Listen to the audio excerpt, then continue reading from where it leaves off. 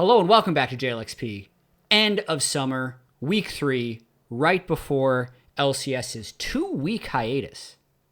So we're not coming back for like 13 more days in terms of stage games, but we just had a Isn't that long? Yeah, dude. It's July, so it's the 3rd.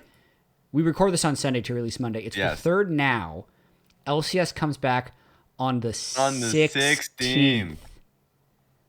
By then, Kyrie Irving might have a new team. Would they? I think because, I doubt he's going to be able to move, but that is we got actually a lot because there was an interesting discussion. I mean, maybe not interesting, but there was almost a lot of negativity after Saturday where some people were saying, Dom turned off his co-stream and there was a small Reddit thread about, oh yeah, the games are so boring, blah, blah, blah. But as we were going through what we wanted to talk about this episode, we almost had an interesting storyline for basically every team. Yeah. Which is just wild. EG, C9, FlyQuest was 2-0, 2 strong games. 100 Thieves, also 2-0.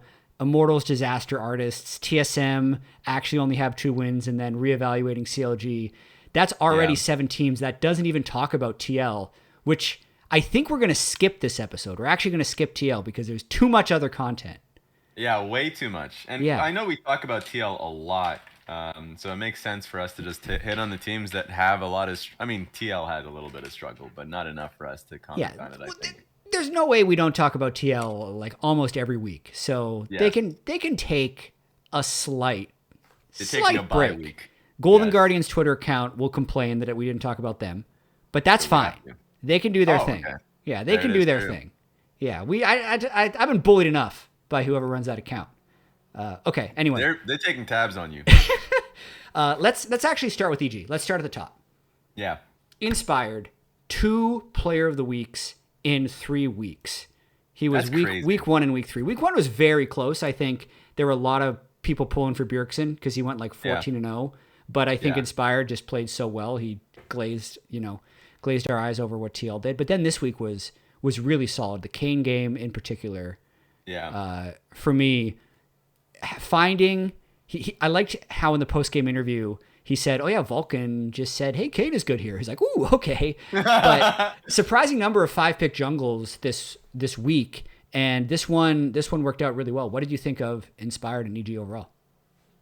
He's been insane, and this is kind of what the Inspired that I expected in Spring Split. A lot of the conversation was like, "Man, this guy is the LEC MVP, and he's a carry jungler." Running the highlights of his performance in the LEC, the pentakill on the Viego is an example of that. I was on board, and I know that during the Spring Split itself, there was a lot of issues. Obviously, new players on his team, like Jojo Pyong coming from Academy, and also just having a new roster in and of itself is always going to be difficult. And he just needed to work on the 2v2 with him and Jojo.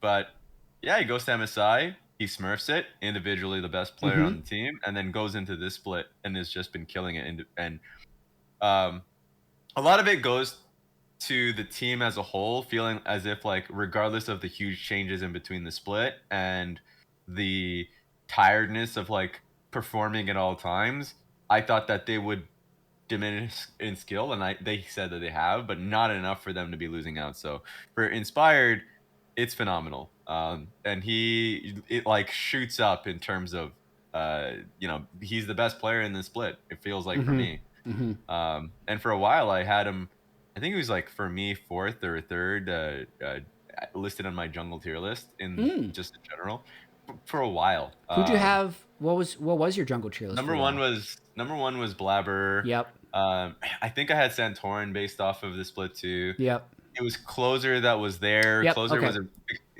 So my top 3 had to be of those, and I think it was in that order.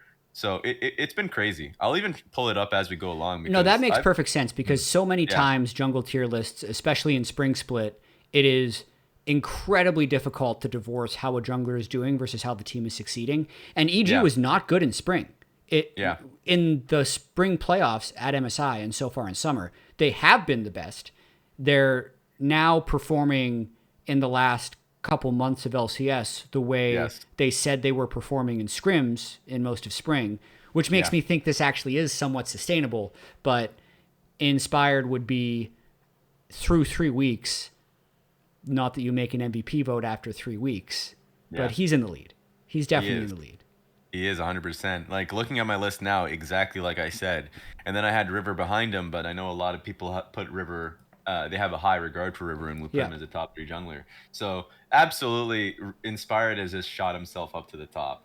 And I don't think, you ask anybody, a fan, an analyst, they would say his name too. So, it's been really fun for him. And Emily's been talking about just like how he has improved even in comparison to his MVP split in the LEC, just based off how he works with his laners. And I mean, that's just fun to see. So I'm excited just because that means that the expectation of TL being the best and, 100 Thieves, coming back for revenge, all these things that we're kind of setting up and waiting for going into playoffs, which we were really far away from. EG is showing they can be defending champions easily. Yeah, we're still 7 weeks from the start of playoffs because of bye week and then 6 more weeks of regular season and then 4 weeks of playoffs. But definitely a lot of intrigue. I do want to shout out Danny, though, because I have some stats in front of me here. Coming into the week, he had over 1,000 DPM. Yeah. And yes, that is heavily influenced by the fact that he played in 5 games, 3 Ezreal games, and then 1 Leandri's Misfortune, where he's just like poking with E. But stats told me through the first 2 weeks of a season, that was 200 more DPM than anyone else in LCS history. Yeah. So like 20% more than anyone ever is a very impressive stat for And he played Seraphine today, so his average is now down to 859, but he is also still leading the league in kills with 37, as he has led the league in kills for the last year, summer split and spring. And when I checked, he was cumulatively almost 100 kills ahead of the second place person in that time span. So yes, the team gives him a lot of resources. Yes, Inspired has been great, but Danny has just actually been super, super solid. It's just he doesn't do it in the ways that are as noticeable because his laning phase just hasn't been top of the league. Yeah, and on top of that, I remember, because my first detraction to that was like, he's playing Ezreal, right, to your point. Yeah. But then we, once again, ran through stats just about like the average Ezreal DPM in the LCS. Oh, yeah. And he far exceeds that. So it's like not even the whole thing of an Ezreal. No, he's just playing well. He's just playing much better. Try as you might. You're trying to poke holes and it's like, wait a minute, this balloon is literally like made of iron. So he's playing really damn well. And even hearing from him in the interviews, like talking about how he feels better because he's not spamming the game.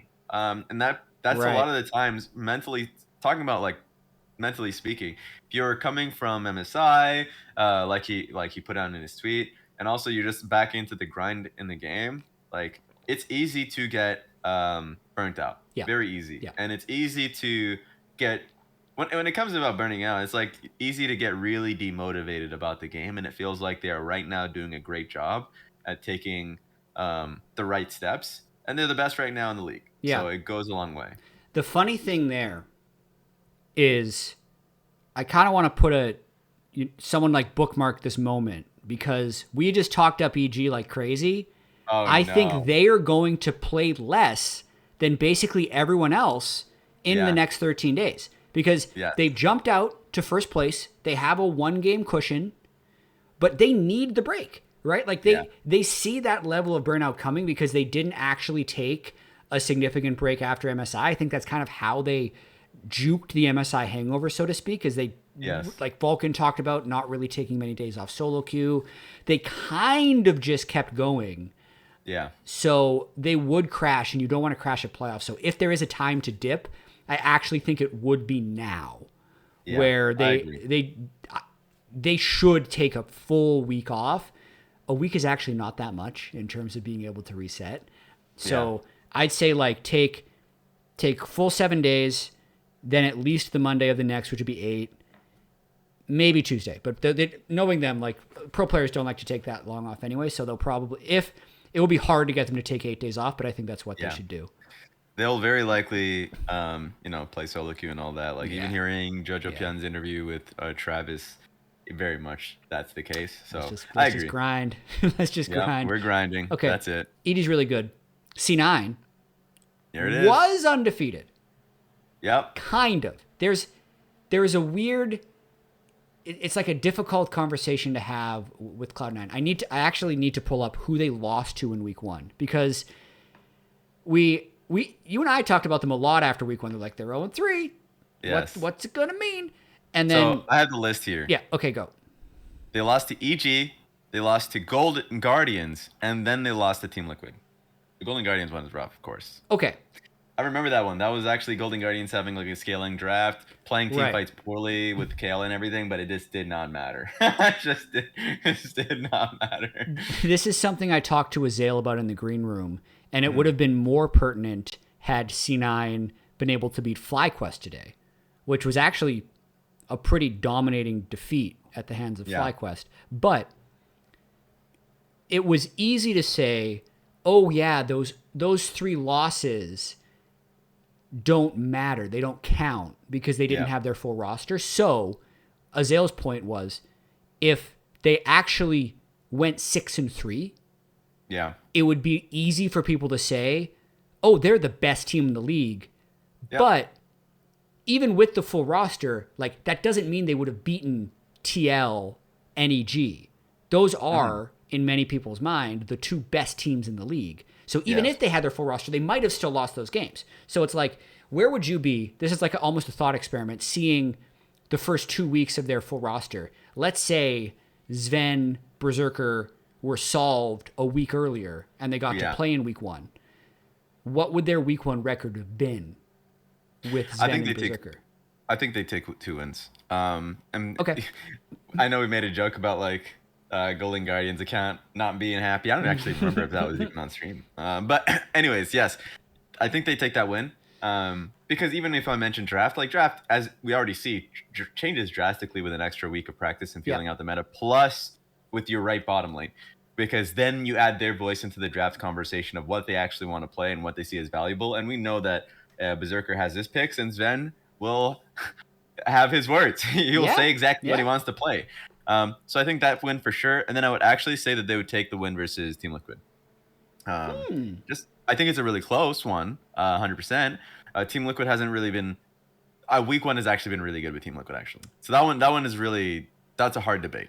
But I think Cloud9 is right now a really strong team. Coming into the split, I said that they would take much longer to get better, and I was wrong. They were actually just the moment they got their players, beat Team 100 Thieves like that, and Zen instantly was already a strong support player. So I know they need more time and they're not where they want to be, but I felt like they would have been, with an extra week of practice and everything involved, would have been ready. Because there is an element as well that even the loss today for FlyQuest, you can like manufacture an argument that if they had been practicing for 4 weeks instead of 2, then they pick a better bottom lane and they don't get demolished by Aframu Johnson. Now that one is tough because you can make that case, but also I also just think that there are going to be games where you just shit the bed. Yeah. And I feel like the same thing happened at Jensen. Jensen didn't have an excuse in that specific game, and I thought that lane was hard, really, for him. He was not playing well. Yep. So that game, I think, was just a straight up them playing like ass and Fudge all F keying and seeing his butts. What is happening? Like, guys, please. So that one is probably the best example for anybody that's against the cause of C9 or the excuse or points that I'm making to say, here's how they're playing versus FlyQuest. But every team will have those games, even in a best of, especially in a best of 1. And that's just more of a credit to FlyQuest, who played just period. Their bot lane just stomped. It was one of those typical, okay, we hit level 2 first. They disrespected us. Yeah. Afro exhausted Zeri, got her to cleanse, just tagged her. It was just one of those things where they just played it perfectly. And C9 for whatever reason just disrespected them. So Yeah. Going back to the main point, Cloud9 I think is really good. I still think they lose this game regardless. Yeah. But week 1 I think would have been different. Yeah, I kind of think to go back as well. If they had arrived 1 week earlier, I think they go 1-2. If they had arrived 3 weeks earlier and had a full preseason, then they go 2-1 probably. Yeah. And then their overall record would either be 5-2 or 4-3, but they currently sit at 3-4. So I think it kind of cost them about 2 games. Yeah, I think so too. Yeah, and one other point I want to make about C9 was I want to track this kind of going into playoffs. I know this is going to be a long thread, but the amount of like synergy-ish mid-jungle stuff Blabber and Jensen are trying to play almost feels like too much to me. Like they did like Yone Lilia, Yone Gragas, Yasuo Gragas. They are somewhat, especially Yasuo Gragas is like a classic mid-jungle thing, but like it's not actually that good. Like those picks aren't meta anymore. That hasn't been a thing for like a couple years. And yes, it didn't look good today because Jensen was trying to push his advantage on Yasuo really hard against Takui. And as Takui mentioned in his Proto Pro afterwards, it's just not a good matchup for Jensen. So he like should lose that one. But like those are just not things that I'm really expecting them to pull out in the best of 5 in playoffs. Oh, right. Like it's almost just like, oh, they're doing it just to like maybe have fun, or like maybe because they feel like they have this pre-existing synergy, it like helps them build it up faster. But I don't actually think that's even worth playing right now, would be maybe the like controversial take, because 1, it's not meta, and 2, I really don't think they're going to play it when they need to win. I would agree with you on that one, but I disagree on the idea of not playing it now. I'm always a big believer in first 3 weeks, just if the meta is good for a certain pick, just play it. If you feel like you're bad on it, still play it. When you're going up against better teams, I agree with that. Sure. But do you think Yasuo Gragas is like, oh yeah, this is what you have to practice so it's ready? Like that just seems like a thing that isn't even good that they want to do. I think Gragas is good. I think Gragas is good. We're seeing a lot more teams play it top and jungle. And it makes sense. You can get through as long as you can get through the early the first pathing and you're not invaded on and just destroyed, then it's okay. In fact, that is what happened. I just remembered Jose literally, like they warded his red, recognized he started topside, contested his raptors, smited it. So like Gragas is still getting invaded, and that's always so that was still a problem.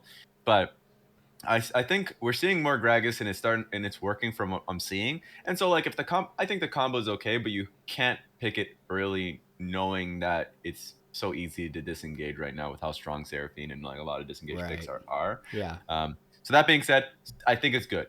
I think right now too many teams have too many different takes on how the meta is played. So you're seeing so many wildly different drafts. But that one is, I think, a good experiment of like, we think this is good, we should play it.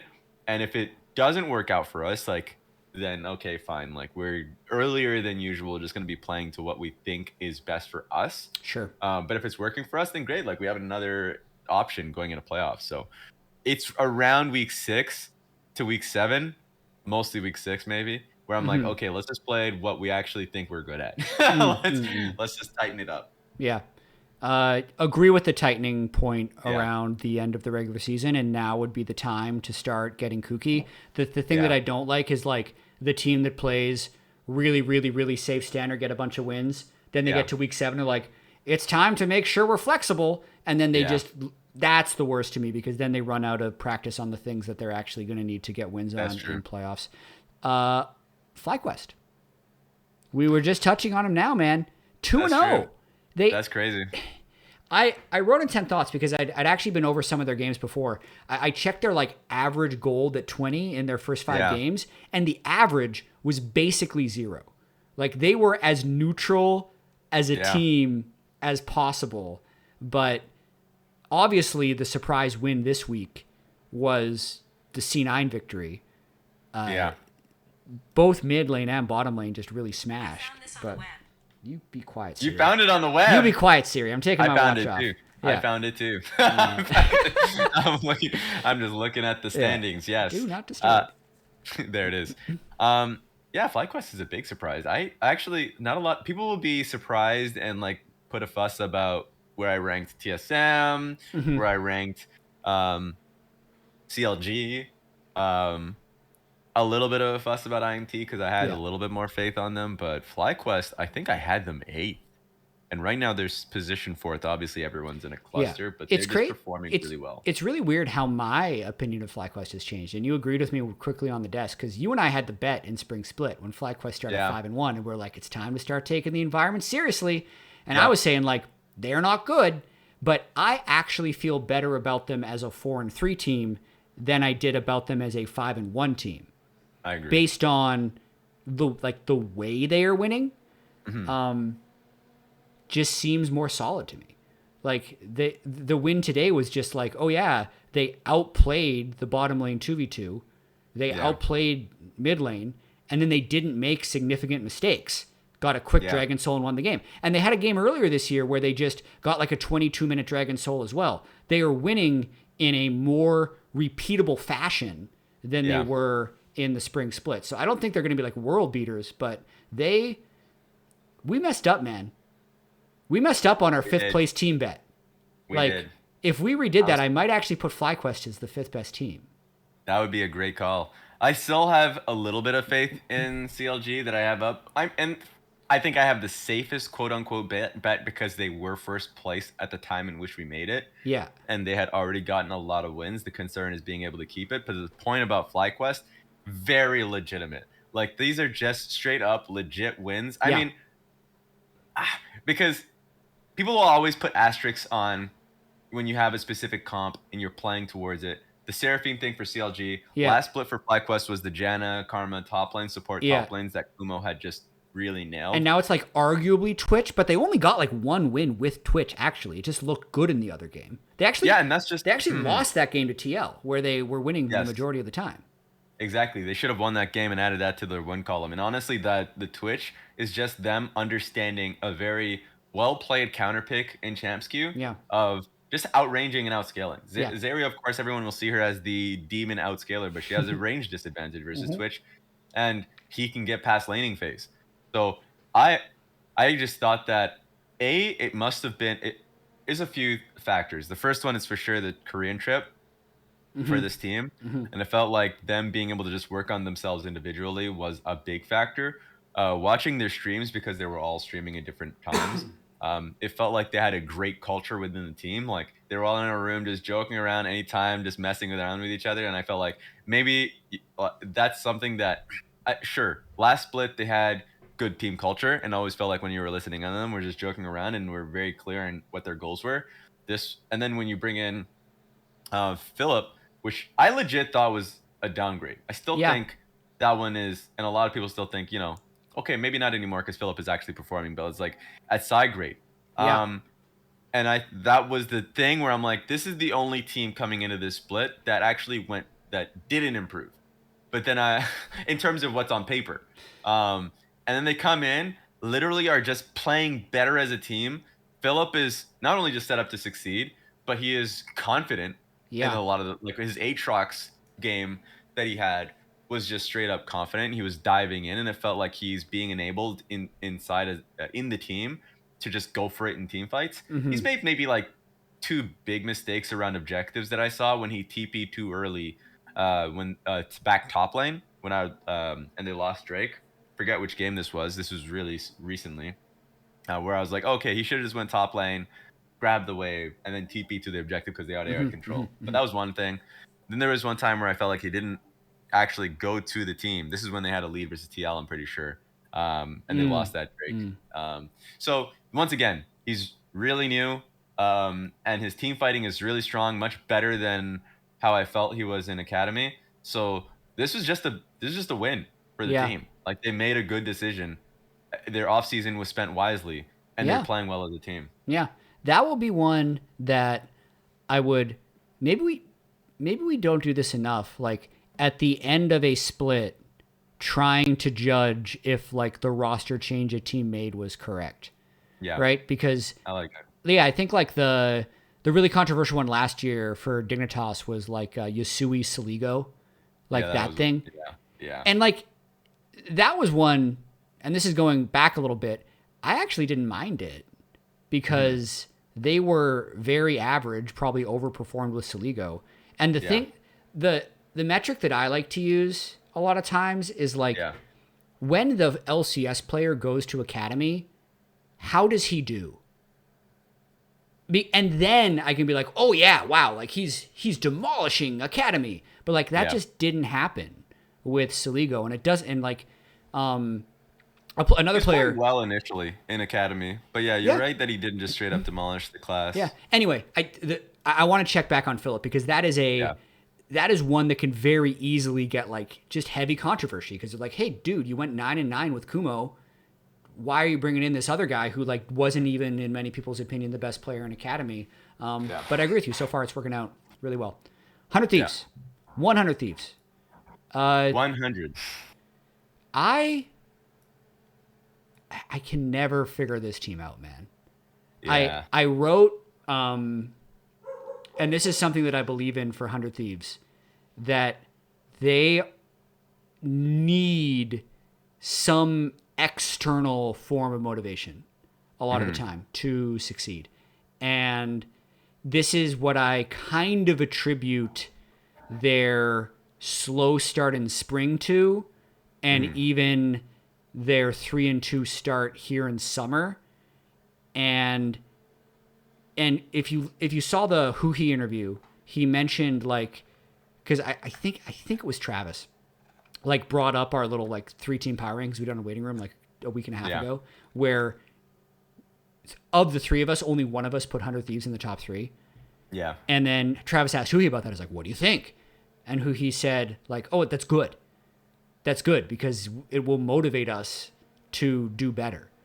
And I don't know. I think motivation is a big thing for this team. And I think they were able to find it in this last week and just like perform better, if that makes sense. Abadaga's laning phase was better. Some days started popping off again. But like they're very real slumps. It's not like this team is very good and we're just like not paying attention to the right things when they're losing. Like when they lose, they're bad. And when they win, they're actually playing better. They just are a really up and down team to me. Yeah, and I think this team, just from watching them, in the differences between their wins and losses, and it's not all of them, but like just a correlation for me is just that they tend to skip steps at times. That puts them in bad positions. Or when they are in a good position in a team fight, will push it way too much. Discipline is a big thing in that I feel like in team fights can put them in bad situations. And so that's the one thing that I really, really want to see for them to like improve. That's what makes teams like Team Liquid and all that consistent, is that when they have a lead, or even when they're in a winning spot in a team fight, they don't need to keep going. They won't. They'll base. They'll reset back on the map because they already have an advantageous position on the map, and so they play it slow. 100 Thieves a lot of the times will, if they are in a losing in a slump, a lot of the times will either like bot lane will take a 2v2 fight that's not good for them, or jungle will go for a gank and maybe they're not on the same page, him and Abadaga, or him and Someday. And so that's something that I really want them to do better. It was a while back. It was a split before when it felt like they were in a slump. And it was like, wow, a lot of these team fights I'm watching, they're winning initially, like around Rift Herald. Like they're having a good spot. They over push, and then the enemy team like just takes it, like just basically is able to slap back. So I agree. And I also, Abadaga, I want to give him his roses. Like you said, this week was really good for him. In general, like in week 1, his team fighting was on point. But of course, like he's blind picking a lot. The lane's going even worse than maybe it should. He even said on broadcast, like that's something that he's recognized and he's going to fix, and he fixed it. I just want to see more consistency around that as a team. Yeah, I think discipline is the best word you hit on for 100 Thieves, because one of the words would be motivation, but I think the way that the motivation manifests for this team is through the discipline with which they play. Like it's, you would think that, you know, pro League of Legends players, when it's stage time, they're able to like lock into this zone of focus. But I would imagine, and this is speculating, I would imagine in most weeks of scrims, they are never locking in to that level of focus that they need to be able to access on stage. So even when they try and do it on stage, it's like, we've just built so many bad habits from like 30 lazy scrims. But then when they get their asses kicked, they lock in for like 3 days of solid scrims.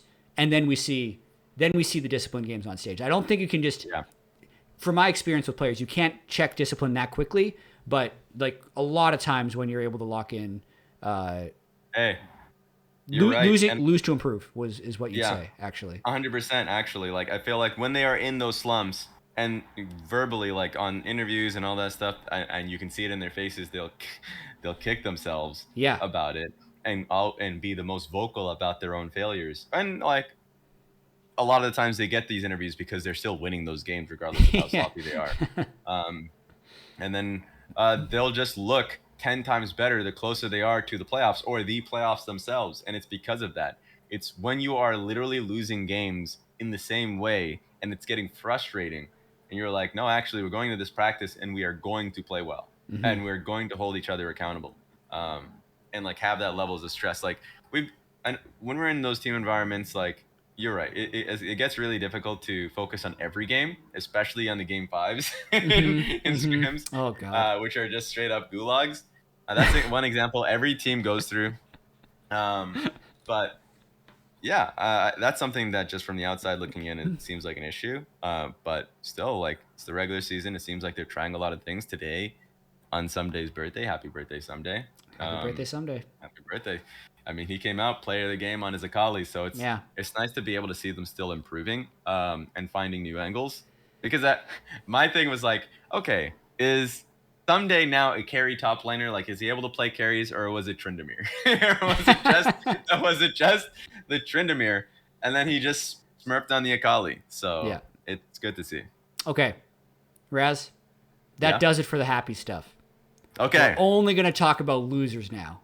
I'm ready for depression hour. Let's talk about all the teams that lost. Immortals, TSM, and unfortunately, our former first place team, Counter Logic Gaming. Oof. We had to talk about it though. Like these are the teams that need to be able to improve. Let's start at the least bad and do CLG, because they still are sitting at 4 wins, as you mentioned. They were your pick for 5th place in the LCS. My pick was TSM. Neither of them are looking that good right now. That's true.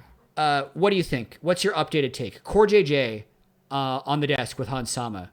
Core JJ has the best trash talk. He said, yes.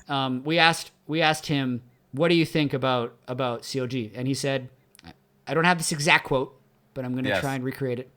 He said that they were playing Seraphine before other teams knew really what it did, which gave them wins. But without that, they're spring split CLG. So that's what we expected. The hottest take. That's actually really mean. Yes, it is. He said it so nicely. The man is able to just lure you into believing him and agreeing with him just because it's Core JJ and he is the nicest man on the planet, or at least he comes off as that. But that's it. That's insane. That's crazy. No, they're different. I mean, like, yes, by the roster, they're the same outside of Dokla. Yeah. But, like, I don't agree with it. Like, I was able to say, much like everybody else, yes, them going up against Cloud9, they're going to lose to Cloud9. Against Team Liquid, they're going to lose against Team Liquid. I don't think there are going to be diehards, CLG fans, or just, like, fans of the league in general. They're like, they're a first place team now. And that is not the case. Mm-hmm. And yes, the drafts help them. Yep. But they are just simply playing better as a team. That doesn't mean they're first, second, or third. That just means they have drastically improved from being a bottom of the half team to being a top of the half team. Trying to remember what exactly they were placed in spring. Just making sure now. It was 8th. Oh, there we go. Yeah, Immortals So they're not an TSM 8th place team. they were 6 and 12. They're not an 8th place team. I firmly still believe they're 5th. Okay. And when like the take was top 5, for me it was like, yeah, that's 5th, because EG, 100 Thieves, Team Liquid, and C9 is how I placed. There's a pretty solid 4 that we expect. Exactly. Yeah.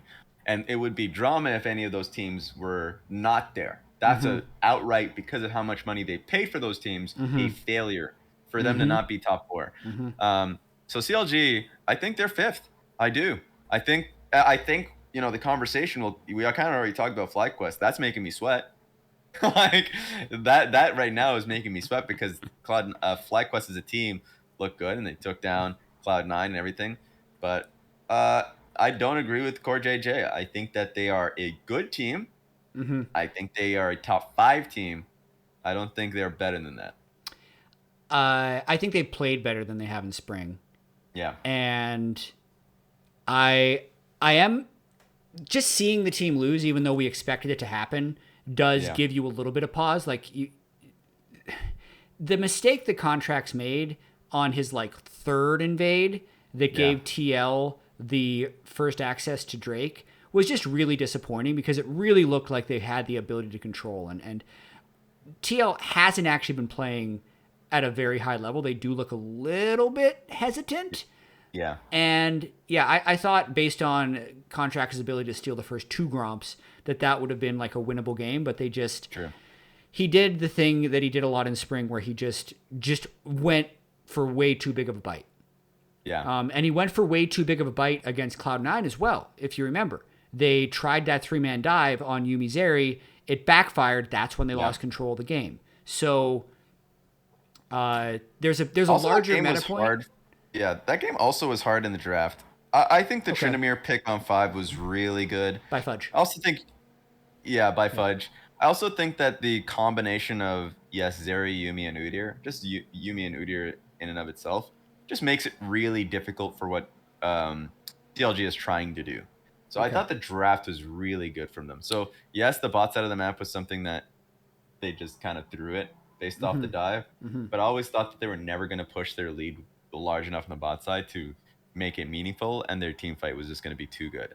Team fight plus the Tryndamere. So that one, I think the draft was going to be difficult.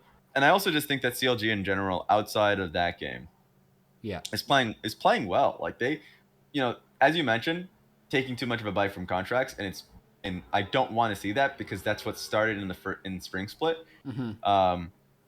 And those invades were really biting because he was taking shortcuts without really pushing lanes, and he was hoping that they wouldn't see him, but he was going over wards, and you're like, okay, please stop, don't do this. We're playing good team League of Legends, and we're not reliant on our bot lane anymore, with Dokla being added. Fudge game, of course, credit as having greatly improved in lane. And so, like, if you just have strong lanes now, then I agree, they're just a better team now. This week was really unfortunate, but like I expected them to go 0-2 this week. Fair enough. All right, TSM. Uh-oh. Gosh darn it, TSM. Red alarm. We need the red alert. What are you doing, man? Oh, man, I had this weird sense of hope when I saw Maple defeating Bjergsen. Yeah. I felt like, hey, man, he has this magic at international events where he would always seem to be, like, especially at MSIs, would be when he usually faced Bjergsen. And then once at Worlds when they went 0-5 and then stopped TSM from advancing to the group stage. That was 2017.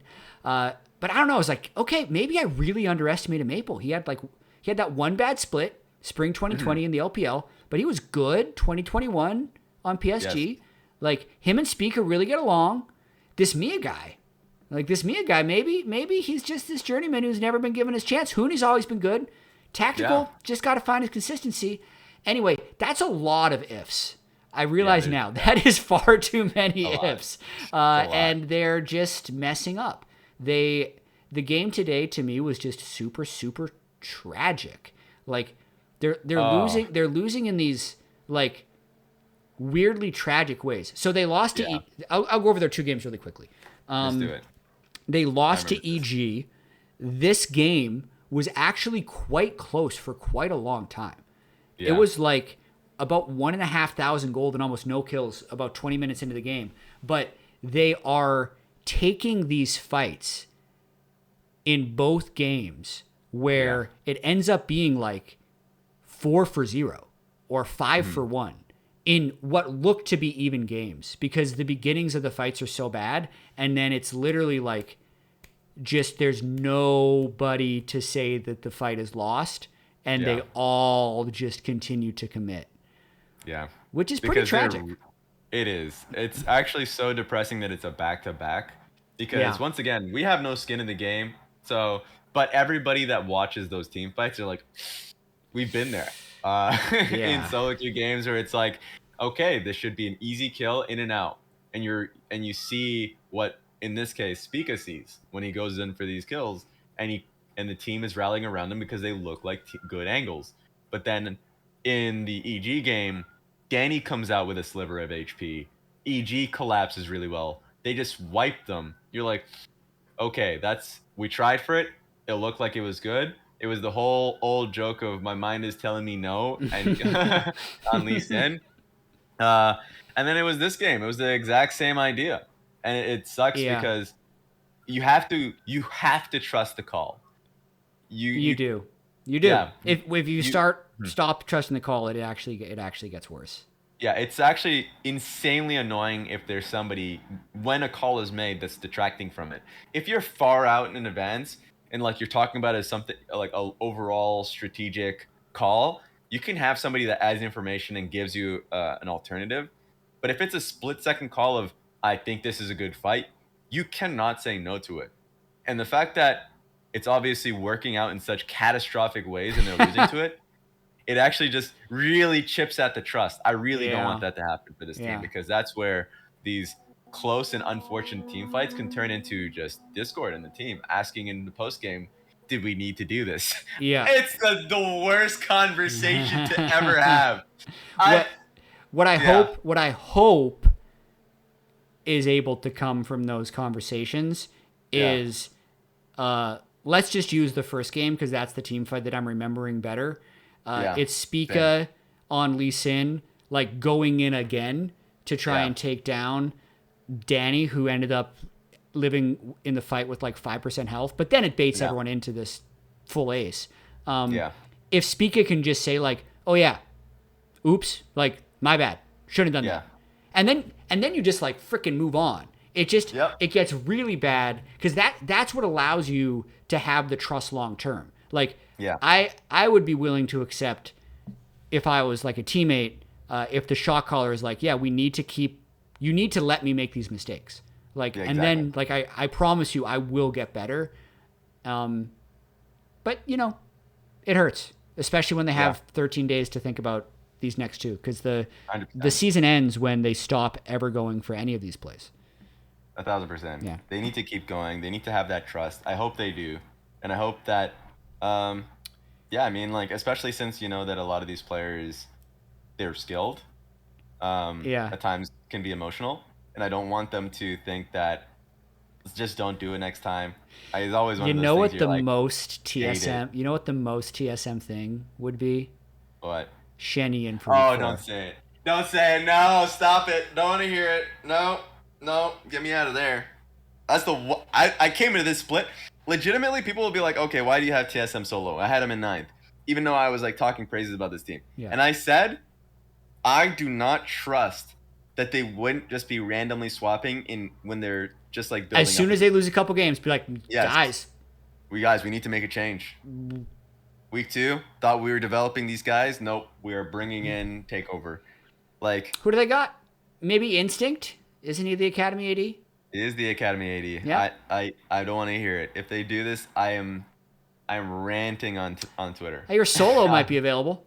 Pop that guy in the top lane. No. He's doing well on Champs Queue. He actually is. He's going to make it onto a team. Like, that's happening. That's happening. Yeah, I hear Immortals needs a kick in the butt. Speaking of which, that has got to be, right now, the least enjoyable locker room in the LCS. It has to be. In theory. There's no locker rooms, but you get the analogy. Because Okay, week 1, they get perfect gamed by TL, lose the other 2. I did check; they got like 13 kills and 5 kills in their 2 games.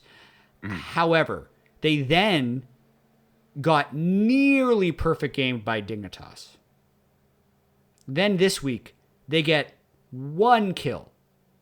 And then about 20 minutes into this game they had today against 100 Thieves, they're also at 0 kills before they just start throwing their bodies at people and definitely losing fights to get kills so they don't get shut out again. Like, it's one thing to start 1-6. It's another thing to have like 2 shutouts, 1 single kill game, and another like 3 kill game. Like, they are just so... It is so hard for them to look like they even have a chance in these games. What is on fire for you? What's on fire for me is the fact that they're trying too many things.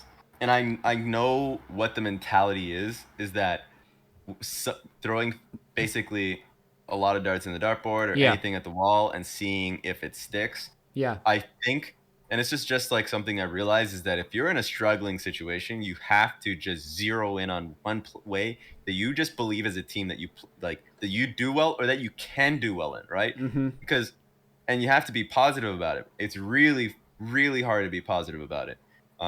When you're like aiming and forcing one way of playing the game and you're still stacking up losses. Yeah. So like, I remember me and Emily did the whole win condition thing, blueprints to success for I did IMT, she did Golden Guardians. And for me, I said I really wanted them to see them playing side laning, just like side lane compositions. When I say that, like, it may be a buzzword. Like, if you have windows to counterpick for top lane, please do that. Mm-hmm. Like, counterpicking for top lane is something that I think that Revenge has done really well in the past. In that unfortunate spring split where they were nearly, they had a lot of near hits, like they could have won. When they had Insanity on their team, they were really good at that point. Good in the sense that the beginning of the split, they were on fire. Mm-hmm. And of course started teetering off when teams around them were just better. And, you can talk about individual skill, which led them to making changes bot lane and mid lane. But at the end of the day, they had a clear identity as a team. IMT is in those iterations had clear identities around playing split push, playing flank, heavy flank with like Nocturne mid or something like that. Camille just like really pressuring you and having that ticking time. Now they have nothing. Yeah. And you can make the case that they have nothing because they're losing, but it's literally a pendulum of, okay, we came in with an idea, we lost, so we'll try something new. We lost, so we'll try something new. But a lot of the, and of course we don't see like the bottom of the iceberg, which is 80% of it, which is the scrims. Right. But I think that's something that they really need to zero in on. What I would imagine is happening would be, well, here's the other problem with them is they never got a preseason. Power of Evil got in like a day before the season started. Yeah. And he is such a style defining player with how he plays laning phase, which is generally speaking like strong vision control but low forward percentage. So he farms, but it's very hard to gank. Like, it's actually very hard to shut down. So the teams that have succeeded the best with him are the teams that can minimize losses until he gets online and then have good trigger pullers. Like in the past, Ignar and Santorin, when you're thinking about the FlyQuest teams, which is one of the reasons I think they signed Ignar, was like, in theory, they're saying, okay, we're going to do this. But they didn't even get the chance to practice that. And when they threw that out early on, it didn't work. So now they're bouncing around. And the more difficult thing would be like, what actually was their goal coming into the split? Like, was their goal to not be the worst? Or was their goal to like, let's have an outside chance at winning, at making it to Worlds? Like, sure, that's unrealistic for an Immortals team, but like, what is the point of finishing 5th? Or 4th, or 6th. There is a big point of not finishing last, actually, I think, because you just get totally lambasted by the community and podcasters. But like, I don't know, man. It's difficult for me to figure out a path towards success for this team because I think based on their roster, if they did just like pick Immortals champs and figured out this is Revenge's best picks. This is what Kemby wants to do. This is what PoE wants to do. They'd have like pretty decent compositions. They might be like a little squishy at times because I don't think they're going to have a front line in jungle or top. But they'd probably win like 7 games. Yeah. If they did that with a real preseason and going, but like that doesn't inspire joy. That's just like super mediocre. So, that's a lot of talk for not many solutions. Yeah, and I think that they can. Once again, I wouldn't be too harsh on them for ending 5th when they're bringing on Kendi. That would be considered like a huge success, actually. Yeah, I think for them, they would be happy finishing 5th or something like that with a new iteration of the team. Of course, losing Giotto, and making the change for a rookie jungler who is successful in Academy, but is in the most competitive jungle split I feel like the LCS has had personally. And so it's like, okay, you're in the new lay of the land. We can either play through you, or we can do something that you haven't been in a position for in your career, which is you're playing through your lanes, which I haven't seen Kemby do. It's not saying that he can't do that. I'm saying that it's not the skill, or at least the value I put into him, seeing how he played in 100 Thieves Academy, right? They're playing that way. They're having him play 2 other lanes, it feels like. Even his counter pick, once again, it's just the meta. So when you see like Volibear Sejuani, I'm not against him going Trundle. Like I'm not against that at all. But it definitely, you're not putting your volatile and versatile players, be it Kenvi and Revenge, on picks to succeed. Like we saw on 100 Thieves picking Akali or Fudge picking Tryndamere, where I was like, great, you have a player who is creative. Yeah. Or at least is willing to be creative in those moments. And Kane today for Inspired as well. Exactly. Zach for Pride Stalker? Okay, it doesn't always work. Like that. Doesn't always work. That one was... So I think the first step is, of course, looking at your early laning. I don't know how, of course, the scrims go, but just like finding consistency in how your lanes play through your jungle, or your jungles play through your lanes, so you're not in a huge deficit by 10 minutes, which it feels like that's been the case for them. And the next step is like, how do we actually want to play our mid games out, which is building from the ground up, and is really hard to do. Even and we're to the 52-minute mark, so I'll try and keep this short, but I would agree, and I'm sure they know this, but just even the top teams, like, you can see this in like LCK doc series, like the little behind the scenes things, or C9's reality series. Like, even really good teams will go back to basics as soon as they start losing. They're like, okay, how do we want to set up for First Dragon? Okay, what are our rules for how we set up Rift Herald? Because if you can just get those first couple steps more polished on other teams, you do end up just winning a lot of games naturally. When you have players that have been professionals for 7 years, like they actually do know how to end games when they have leads. So just getting that positive early game going is like the most important part. Anyway, I think that does it for LCS. Yeah, there we go. Yeah. Ooh, but I like how you said that. But question, do you want to talk about NBA free agency? I'm always down for free agency. We haven't talked about this that much. So just before we go into that, thank you all the league fans for watching. Please subscribe. In terms of 10 thoughts, it's not going to be published this coming Thursday because it is an off week for LCS. It'll be published Thursday after that. But please subscribe because I am trying to effort some podcast content. We had a really interesting discussion on the pre-show today about talent development that I might like to have Emily and maybe like an LCS scout on for, which would be really cool to check out. But let's talk about NBA free agency for the few crossover fans that enjoy this. Yeah, we gave enough league content for the 54 minutes of LCS. That's good. How do you feel like the Raptors' chances are of getting Kevin Durant? That's one of the teams that are floated. It's pretty high. High? Honestly, it's pretty high. Actually, at first I was like, it's not gonna happen. It's actually just I put it so down low in my priority list. I don't want to give myself any hopes. And also, I just flatly believe that Kevin Durant would never want to come to Toronto, which is the same thing for Kawhi, right? Yeah.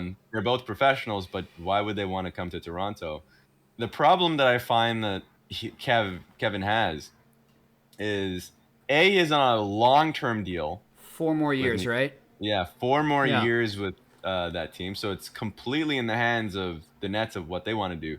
And the Nets just want a team. Like if they're giving away Durant, they don't want to do it for free at all. So I think it's going to be really hard for Phoenix. Phoenix is not giving up Booker, and they actually just don't have enough on their bench, like a lot of talented players on their bench, to really get a trade going, which would feel justifiable because they're not giving their pieces away that stops them from being getting championship contention just for Durant. Yeah, that's the trickiest thing for me is because like I don't think a team that isn't ready to make a run for a title is going to want Durant, but then like the sheer amount of assets he would demand make it difficult to win when you get him. So like I actually think he might not get traded.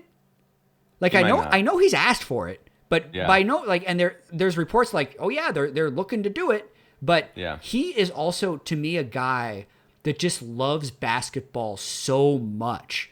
Yes. Like he will probably just play if which they works against him. It does. Weirdly enough, like he's not and like Ben Simmons will come back and then they'll get whatever, I do think they're probably going to get rid of Kyrie though. Funny though. I just want to share this. I found like ESPN radio on the AM in my car. Oh. And I just haven't turned the channel off. So, but it's nuts how many times they can talk about Kyrie to the Lakers in different ways. Like that is literally every single time I turn it on, they're just like, but what do you think about Kyrie Irving? It's just not. I'm not lying to you because I frequent the ESPN YouTube channel, and anytime it's like update on, I'm looking right now. I probably have it up. It's like, okay, it's like update about the situation in the Durant situation, and it's another way of saying Kyrie is going with the Lakers. Literally every video. They've said it so many times. I now believe it. Like I read a report from Yahoo that like I talked to you about this. I don't believe this report because it basically said that, oh yeah, they're going to trade Westbrook for Kyrie, and the holdup is whether or not the Lakers are willing to take on Joe Harris. Instead, they want Seth Curry. And I'm like, there's no way. They don't hate Kyrie that much. Like, he is not. I just couldn't believe that. I'm like, the Lakers would make out like freaking bandits if that was the case. And if they are, I feel like if Joe Harris and Kyrie were offered, because Westbrook's salary is like $47 million and Kyrie's like 32 and Harris is 18. So those salaries actually match. Like Westbrook first rounder for Harris and Kyrie, the Lakers take that. They would. Instantly. Nets, there are like literally two aspects where the Nets would never take that. The first one is like, the value of Russell versus Kyrie is not the same. Yeah. And also, in terms of just building your backcourt, you're saying your backcourt is Ben Simmons and Westbrook? It's Westbrook and then tall Westbrook. That's who they have in their backcourt. It's literally not feasible. It doesn't make sense. And anyone who wrote that article needs to look in the mirror. The only there's just it's not an asset. Like there was a time sometimes they're saying, oh yeah, having a big expiring contract is big. Unless I'm missing something, like there's this super dope free agency class next year and they're really just gearing up for that. Otherwise it's crazy. I would say a really outside contender that no one would be talking about would be the Jazz. Just because they have 100 first round picks. They have a ton now. Yeah. And Mitchell Durant is like, oh yeah, maybe we can pretend it's Kyrie Durant and he'll be happy with that for a little while. Maybe, and they'd actually have enough assets, but they might have to move him though. I feel like he's not going to be happy with the current, because they moved Gobert. It feels like the Jazz are in a rebuilding phase. Yeah. Unless if they literally go for Durant. Yeah, you know what? It's tough. It's hard to see. They have enough picks, right? Who are the teams that literally just have too many picks? Yeah. That would be them. Because I think the Thunder, That would be hilarious. Although no one is talking about the Thunder as a legitimate team for Durant to land, but they technically have like a lot of length. And like honestly, I was thinking that maybe Durant would want to go back just as a legacy push, because so many players are. I don't think he cares about people questioning his name or anything about that being a team hopper. Yeah. But certainly it's like, what org would he want to be with and want to stay with? Mm-hmm. Because if it's not the Nets who they built around for him, if it's not Golden State, which I mean, like, that's fair, whatever drama happened at the end, like, it could be OKC if he thinks that, like, hey, you know, this is where I started, then that would make sense, but he didn't ask for it. So, like, yeah, the leak is that it wasn't in the list. That makes me think. I want to look up like Oklahoma City roster. Ooh, that's fun. While you say that, the reason why I said Toronto is feasible is because, yeah, I mean, Masai Ujiri for sure. He actually added length with the draft. Yeah, he's done it before. He's added length right already. So you can make the case that he would want to send Siakam, Gary Trent, even if because basically Durant can fill that position. They have a pretty strong backline outside of that. Backcourt, I mean, outside of that. I feel like they can clean up the court. I don't think that they will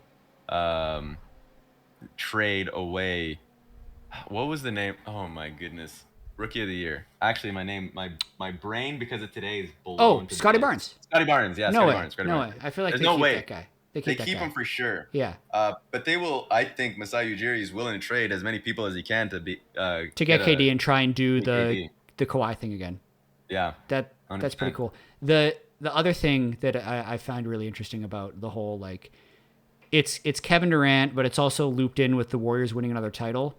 I think now the story matters just as much as the title.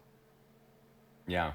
And there's this other ridiculous report I saw on Reddit that is like, don't rule out the Warriors and their interest in Kevin Durant because they can match the salaries really easily and they have some great assets to send back to the Nets. If they packaged Wiggins with Kuminga, I'm like, the Warriors are distancing themselves so much from KD because even though they won 2 titles with KD, it's like, I think in the eyes of so many, those titles didn't count until they won again without him. Yeah. Now there's this weird way where they can be like, yeah, Curry's won 4, but when he'd won 3, it was like, yeah, Curry won 1, and then those 2 fake ones when they broke the salary cap. Yeah. So I see there's no world in which they would take him back because the story. And there's another podcast, the Draymond Green podcast. The Draymond Green Show. It's a very popular podcast. It's a nice popular podcast. Yeah. Where like Steph doesn't say much, he doesn't talk, but Draymond talks, and he talks about like the situation that got KD in, where of course you need Steph sign off for him to even be on the team, and then also the reaction to KD leaving without telling Steph or without telling the team, and of course like Steph taking it personally. Like these things are real. And I doubt that they would want him back, especially after winning a championship without him. No way. All right, I'm looking at the Thunder. I don't see how they can get the salaries to make the trade work. Because I think the sell would be they'd pair SGA Shai with KD, but he's like the only dude on the team who makes over $10 million. Yeah. Yeah, they have like Derek Favors at 10, Josh Giddey's 19, Mike Muscala 3.5. Like, nobody on this team makes any money. Yeah. Unless if Shai Gilgeous actually wants to be on a championship team. Yeah. And then pushes for a trade himself, then you can make that case because he's been hyped up for so long, for like 2 years or so. But yeah, I don't think OKC's in a position to ever be in a championship position. Every team. Yeah. So yeah, I feel like that's the only position. Like, if Shai's like, get me Shai, I don't remember how to say it. Yeah, Shai Gilgeous-Alexander. Yeah, like if he says he wants out, then yeah, maybe that's possible, but I don't see it happening. Yeah. Okay. There was like a lot of other free agency stuff, but literally people only talk about Kyrie and KD, so that's the most interesting stuff. And good old Russell Westbrook. Maybe he's gonna have a resurgence. Maybe he's just like Chris Paul. I think that's what it is. He's going to get somewhere else and it's going to be the right fit. You never know. Hey, we were talking him up when he was on Washington. Yeah. Because Washington was in, somewhat They winning made the ways with him. playoffs. They made the Yeah, playoffs, man. exactly. So there it is. So he can. I don't know if that's what he wants, but he can definitely be put on a in a garbage team and like build them up Okay. because he gives them direction. I doubt we're That going to he's have got. another chance to talk about this. So Mhm. let's just make some predictions. Ooh. Kyrie to the Lakers percentage chance. I think it's not going to happen this year. I think he's going to go into free agency and he's going to be on the Lakers. Oh shit. I just don't. I think it's going to be. So the Nets. This happened. This is so crazy. Philly didn't. Philly had their issues when it came to trading somebody that didn't want, like, that was willing to just sit out. Yeah. And I think the Nets are going to have the same situation where uh, they will want to move him and find a bigger piece, but no one's going to trade for Kyrie on a 1-year deal. Yeah. It doesn't make. I mean, I said this about Kawhi. Yeah. Yeah. Then the Raptors won a title. Yeah, but for because at least Kawhi is going to put you in a winning basketball position. Kyrie is sure, but there's the injuries. There's other reasons that there's always a reason. COVID has passed, so like I'm in terms of like stopping you from playing. So he has less of an excuse. But dude, by the I way, think it's really tough. If he comes to LA, like, there's no guarantee that LA doesn't do another vaccine mandate. That's true. Like, there's the two biggest. I guess the three biggest vaccine mandates were Toronto because of the Canadian border, and then LA and New York because they're such population centers. So like those are actually the three worst landing spots for Kyrie Irving. That's true. In terms of playing basketball. That's true. And I think if I were to make a guess, just any finger on the pulse in terms of the politics, I don't think there will be a large enough vaccine mandate for the same situation that happened in New York. Toronto, Canada is a different situation, but I think that they'll peel off from that. But I don't think there will be a vaccine mandate that's heavy enough to stop, Kyrie from playing. Yeah. Just because there's such a wear and tear with how long it's been happening, and for how many people there are that are fans of Kyrie's game that wants to see him play. So that would be my guess. I don't think there's anything that's going to stop it. So I would still be shocked if a deal could be made, with in case of the Lakers. I mean, like even listening to Stephen A. and stuff like that, where he's like talking about his sources are like, yeah, Kyrie's in the back saying how he's going to make it to the Lakers, blah blah blah. If that's literally a report about how Kyrie is only looking at the Lakers, why would the Lakers want to lose assets to pick him up? I mean, you could ask the same question about Anthony Davis, but they still gave away 7 first-round picks or whatever it was. They did, yeah. Like they got him. They had to get him that year early, man. It's they did.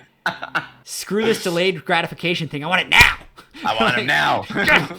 LeBron is old. Give him help. Send them all out. Okay, I'm gonna say they get him. I've been brainwashed by ESPN. Okay. Kyrie's going to the Lakers. Kyrie's going to the Lakers. And then I actually only give the KD trade like a 40%. Yeah, I think I would give 30. Maybe Masai's just crazy, sends as many picks that's what the Nets want.